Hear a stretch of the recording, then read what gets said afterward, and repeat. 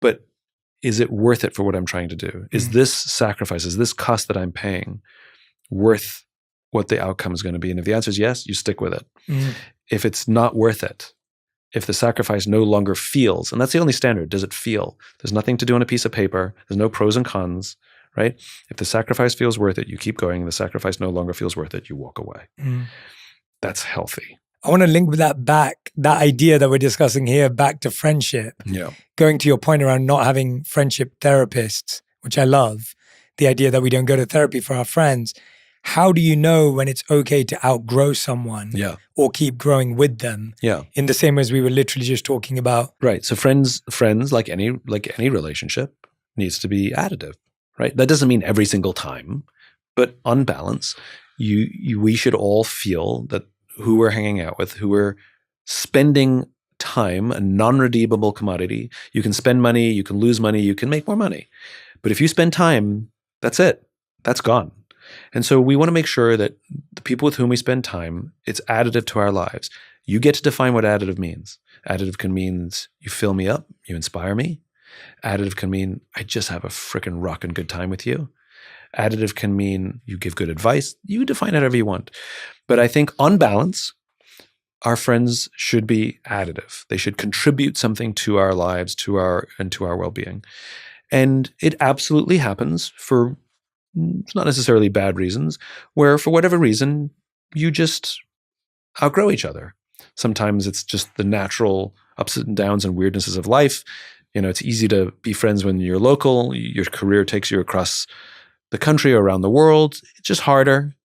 And those friendships sometimes fall away. Nothing personal. Sometimes we outgrow people. That absolutely happens. I had a friend who we would hang out a lot. We were friends. We would get together. We would talk about how much we hated our bosses and what we hated about work. And I would try and make changes in my life, get new jobs, take myself on, become a better leader. And we would keep getting together, and his problems were always the same. And a couple of years go by, and I'm realizing I'm having the same conversation with somebody who, for whatever reason, doesn't want to take themselves on and doesn't want to listen, and had advice for everybody but couldn't take it. And you realize I can't be in a friendship if I can't serve my friend. Yes, I want to get from my friends, of course, but I also want to give to my friends, right? There's tremendous joy in being able to hold a friend up, and for a friend to deny me the opportunity to serve because they're too fill in the blank, to listen, take advice, admit any kind of weakness. At some point, we just drifted apart. I just stopped calling, and that's okay. And you don't feel there needed to be a definitive ending conversation to... In that particular case, no. When do you need one of those? When there's a definitive ending, I think let's make the comparison to a divorce, right? There has to be work before the definitive ending. So if you feel like the relationship is worth protecting and saving and working on, in that particular case, it seems like neither of us felt like doing the work. We had a good time, and I don't think of it as an ending. I think of it as a graduation, right? Like the relationship was great, and then we graduated and we both moved on, right? And that's fine, and graduated, right? I learned what I could learn, and now it's time to go.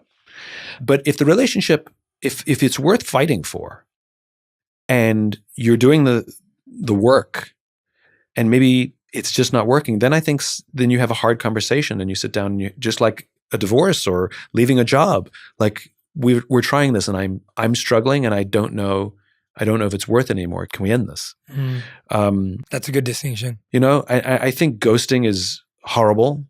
I'm not talking about you went out on one date with somebody and like, that's fine, but I'm saying, you hear about whether it's romantic relationships or friendships where you've been hanging out a lot for 6 months, 7 months, a year, and then for whatever reason you decide you don't want to, and you just stop. You ignore the texts, you unfollow on socials, which is an act of unbelievable passive aggression. And some people, you have to remember what you're doing to somebody when you do that, which is, especially if they can't look on the socials and see that you're fine, there's this horrible sense that something's happened to you. Like if you got into a car accident or something, the result would be the same. And so the panic of, are you okay, comes first. Then they may go on social and discover you're fine. They see you out at the club or whatever it is. And then you reach out and they don't reach back. Now, so you've gone through the panic of what's happened. Then you realize they're fine. You realize you're being ghosted. Then the overwhelming sense of what did I do? The guilt, you get no closure. You give no closure.